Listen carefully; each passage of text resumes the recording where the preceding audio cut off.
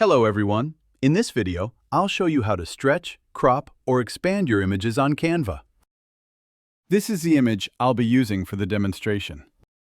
For example, if this is your image and you want to crop it, you can simply crop it like this. If you want to uncrop, you can also adjust it. And if you want to reposition the image on the canvas, just double-click it and you can easily change its position.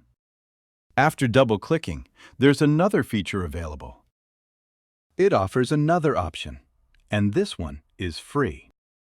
There's also a Smart Crop feature, and there are various aspect ratios to choose from. You can preview how your image will look in different sizes. If you want, you can rotate it as well. Now, I don't want to rotate the image. If you have a Pro subscription, you'll get additional features like Expand, which lets you expand the whole image. When you select Whole Image, that option becomes available too. This way, you can just crop or stretch the image and you're done. After that, you can change the aspect ratio or reposition the image as needed. That's a simple way to do it. If you have any questions about this video, please comment below. I'll be answering all your questions, and I'll see you in the next video.